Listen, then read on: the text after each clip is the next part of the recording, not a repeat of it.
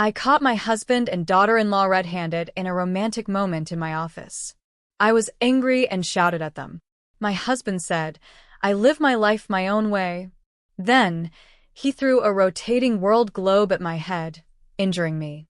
They left the office, and I decided on revenge. The very next day, I gave them a shocking game-changing surprise, and they were begging for mercy. I always thought I had a perfect life. My name is Linda, and for as long as I can remember, my life revolved around family, business, and trust. At 52, I owned a thriving textile business in Chicago, one that I inherited from my parents. It wasn't just a company to me, it was a legacy, a dream passed down through generations. My husband, Jake, 55, was the one I entrusted to run the day-to-day operations. He'd been by my side for over 30 years. We built this business together, and I always believed that we were a team, stronger because of our shared commitment to our work and each other. But somewhere along the way, I lost sight of the truth. My son, Daniel, was 30 years old at the time, a grown man carving his own path in the world. He had recently married Ava, a young woman of 27. I was excited to welcome her into our family, thinking that she would be a sweet addition. Ava seemed kind, bright, and eager to fit in. I had no reason to believe she would ever do anything to harm our family, especially not after I went out of my way to help her find a position at our company. I believed in the value of trust and loyalty, two things that, to me, were non-negotiable. But then, things began to change. I noticed Jake becoming distant over the last 6 months. He wasn't the man I married. Gone was the warm, affectionate person I had shared so many years with. He began to work longer hours, often staying late at the office or claiming business trips. His excuses became more frequent, and I found myself questioning him, though I never let on that I felt something wasn't quite right. I wanted to believe him. I wanted to believe that the stress of managing the business was weighing on him, that he was just tired and needed some space. But deep down, I could sense that something was off. His behavior had changed too drastically for me to ignore it. I felt the distance between us growing, but I kept telling myself that things would get better, that he just needed time. Then came the evening that shattered everything. It was a warm Friday night when I decided to have dinner at one of our favorite restaurants in downtown Chicago. Jake had said he'd be home late that evening, so I went by myself. As I sat at my table, sipping a glass of wine and looking out at the busy street below, I noticed a familiar face. It was Jake. He wasn't alone. He was with Ava. My heart sank. They were sitting at a cozy corner booth, talking quietly. But it wasn't just a casual dinner between colleagues. No, this was something more. As I watched them from across the room, I couldn't deny what was happening right in front of my eyes. Jake reached across the table, took Ava's hand, and gazed at her with an intensity one had never seen before. Then, to my horror, he leaned in and kissed her. It was like time stood still. I couldn't breathe. I felt like I was suffocating in the realization that my worst fear was true. I watched as Jake gifted Ava an expensive necklace, one that I had seen him pick out in a jewelry store months ago. He was giving her everything he should have been giving to me. I could barely keep my composure. I was seething with anger, humiliated beyond belief, but I couldn't make a scene. Not in public. So I did the only thing I could do in that moment. I pulled out my phone and began recording. I needed proof that could hold them accountable for what they had done. I focused the camera on them, capturing the intimate moments they shared, the stolen kisses, and the way they smiled at each other. My heart ached, but my hands were steady as I filmed. I stayed for a while longer, my mind racing with a whirlwind of emotions, shock, disbelief, anger. I couldn't even look at them anymore.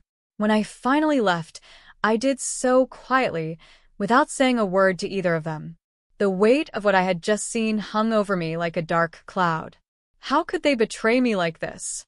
How could Jake do this to me?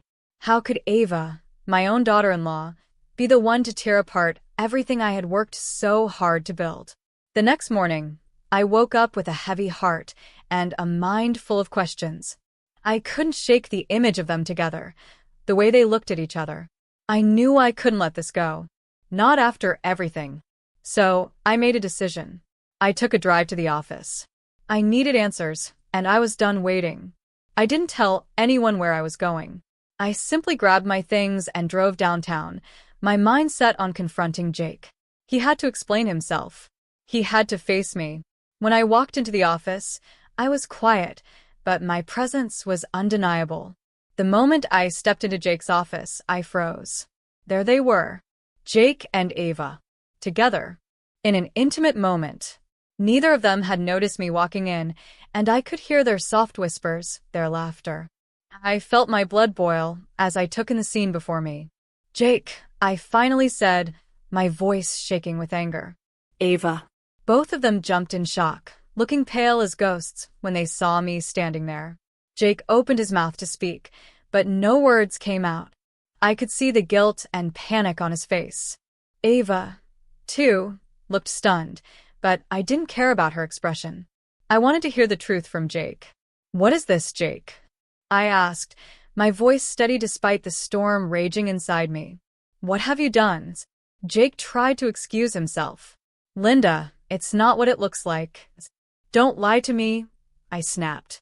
"I saw everything. Last night, at the restaurant. Don't you dare try to deny it." He stood there, looking defeated. I could see it in his eyes. He knew I wasn't going to just let this go. But then, as if on impulse, he hurled a decorative globe at me. It struck my head with a force that knocked me back, causing me to stumble. The pain was sharp, but I didn't move. I was frozen, not from the injury, but from the sheer audacity of what he had just done. "I live my life how I want to," Jake spat, his voice cold and distant. "And you can't stop me." Ava didn't say a word. She just looked at me, almost as if she were waiting for me to break down. But I didn't. I wouldn't. I stood there for a moment, glaring at them both. They had both betrayed me, and I wasn't going to let them get away with it. Without a word, they both left the office, leaving me standing there, in the midst of everything I had built, with nothing but a head injury and a broken heart. The pain in my head throbbed as I stood alone in that office, trying to make sense of what had just happened. Jake had thrown the globe at me. Ava had just stood there, silently complicit. I was shaken, but the fury inside me was greater than the sting of the globe hitting my skull. I stood there for a moment, letting the reality sink in. This wasn't just some passing affair. This was betrayal at its deepest, most disgusting level. Jake and Ava had crossed a line I never thought they would. The man I had loved, the one I had trusted for over 3 decades, was not the person I thought he was. And my daughter-in-law, Ava, who I had welcomed into our family with open arms, the one I had helped find her place in the company, was no better. I was humiliated. I was heartbroken. But more than that, I was angry. I didn't know what I was going to do next, but I knew one thing for sure. I wasn't going to let them destroy everything I had worked for. I wasn't going to stand by and let them tear apart my family and my business. I went home that night, but I couldn't sleep. My mind kept replaying the events of the day, Jake's dismissive attitude, Ava's cold stare. And all the while, I was trying to find a way to regain control of my life. I had spent years building my company, making sacrifices, trusting people. Now I was going to have to fight for everything I had. The next morning, I decided to confront Daniel. I couldn't keep this secret from him. He had to know what his wife had done. I showed him the video I had secretly recorded of Jake and Ava at the restaurant. It was as clear as day. Daniel's face changed as he watched the footage, the shock turning into disbelief, then anger. He looked at me, and for a moment, I saw the pain in his eyes. "I can't believe this," he whispered, his voice breaking. "I trusted her. She was part of our family. And now, this." I nodded. "I know, Daniel. I trusted her too. I trusted both of them. But they've betrayed us, both as a family and in business. This is bigger than just a personal affair. This is about everything we've built." Daniel didn't say anything for a long while. He just stared at the screen, his hands clenched into fists. I could see the wheels turning in his head, and I knew that he was coming to the same conclusion I had. This wasn't just about the affair. This was about the future of our family, our company. and we needed to take action. "I'll file for divorce," Daniel said quietly, his voice filled with resolve. "I can't stand by and let her do this to me." To you? I nodded, but deep down, I knew that this was only the beginning. We had to take back control, not just of our personal lives, but of the company that had been at the heart of everything. Jake had been running it, yes, but it was mine. It was always mine. And I wasn't about to let him destroy it too. Later that day, I made the decision. I sent the video to all of our close family members in a private group message. I wanted them to see the truth for themselves, to understand the depth of the betrayal. It wasn't just Jake's actions that hurt me, it was the fact that he had dragged Ava into it, the woman who was supposed to be part of our family. The fallout was swift. The video spread like wildfire. Our relatives were shocked, some were angry, and others were deeply disappointed. But one thing was clear, Jake and Ava's affair had become public knowledge. They couldn't hide anymore. The shame, the humiliation, they would feel it for the rest of their lives. It wasn't long before I got a call from one of our family members. "Linda, we had no idea." "We are so sorry," she said, her voice heavy with regret. "But you don't deserve this." "None of us do." I didn't respond. I didn't need to. I was beyond caring about their sympathy. What mattered now was what I was going to do next. I was done playing the role of the quiet, trusting wife. I was taking control of my life and my business. I went to the office the following day and started restructuring everything. I was no longer going to let Jake manage the company. I took the reins, meeting with the board, reviewing financials, and making sure that everything was in place. It was time to make sure that I was in control, not Jake. The business that had been a part of my family for generations wasn't going to be destroyed by his selfishness. Jake tried to reach out to me, of course. He sent messages. He called. He begged for forgiveness, even though his apologies meant nothing to me. When I refused to answer, he showed up at the office. His face was desperate, pleading. "Linda, please," he said, his voice breaking. "I didn't mean to hurt you. You have to believe me." I didn't believe him. I didn't need to hear his excuses. Not after everything. "I don't need your apologies, Jake," I said coldly. "I've made my decision. We're getting a divorce. And you're no longer part of this company." The words stung him. I could see it in his eyes. He knew I wasn't backing down. This was over. I was going to make sure that everything I had worked for, everything I had built, would remain in my hands. Jake's betrayal had stolen my trust, but it wasn't going to take away my strength. And as for Ava, she had taken my son's love, my trust, and now her marriage. It wasn't just about revenge anymore. It was about reclaiming what was mine.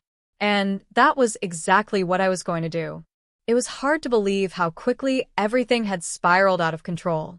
My world had shifted overnight. One moment, I was a successful businesswoman, proud of my family and my accomplishments, and the next, I was left picking up the shattered pieces of trust, love, and loyalty. The betrayal was unbearable, but the anger that burned inside me was even worse. And that anger pushed me to act. I'd made the decision. No more hesitation, no more second-guessing. The video had done its part, exposing Jake and Ava to our family and anyone who could get their hands on it. But I wasn't just going to let this blow over. Jake and Ava were going to pay. Not just for what they'd done to me personally, but for what they'd done to everything I had built. I couldn't let them have the company. I couldn't let them walk away unscathed. I made sure to tighten my grip on the business. I held a meeting with the board of directors the next morning and informed them that I would be taking over the company's management. I made it clear that Jake was no longer involved in the day-to-day decisions.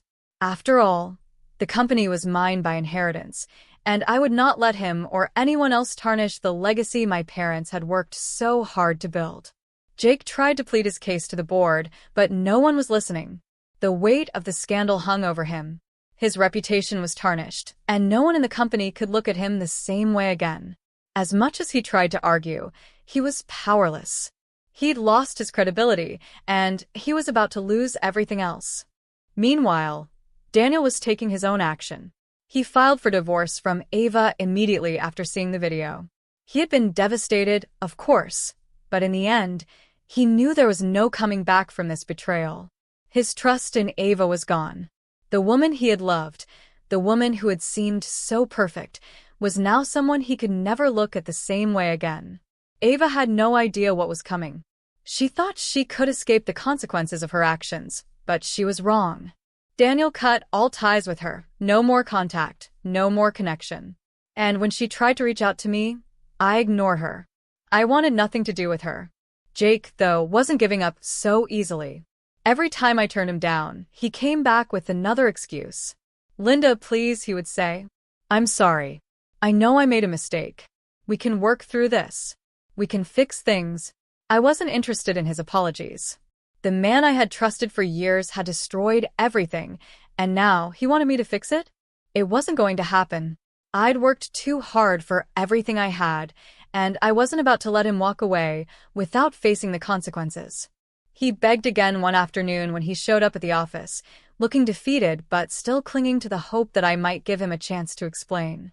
"Please, Linda, just listen," he said. I didn't even flinch. No, Jake. "We're done. I'm taking control of the company and my life. You've lost everything. And now, you're going to have to live with the consequences." He stood there, silent.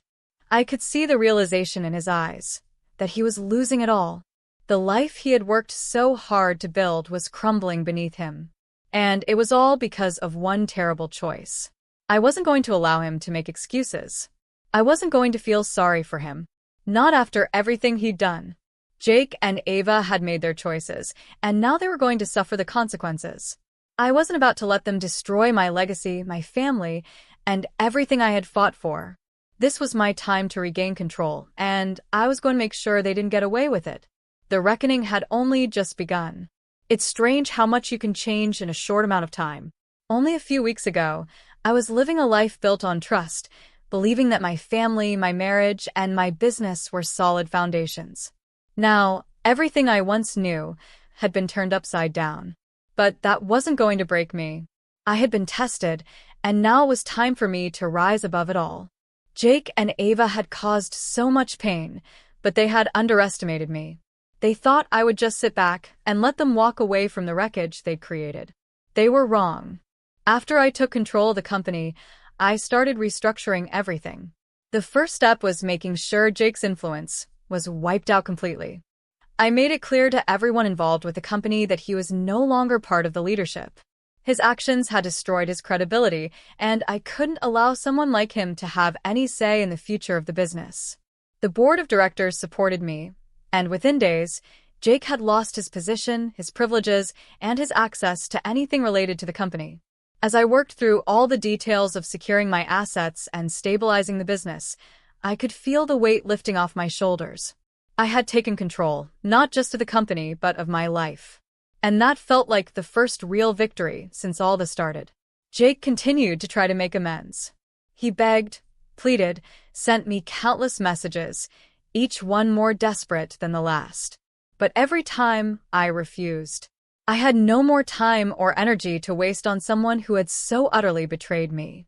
I could see the desperation in his eyes when he came to me one last time, but there was no more sympathy left in me. I was done. "I'm sorry, Linda," he said one evening, standing in front of me, his voice soft and filled with regret. "I know I made a terrible mistake.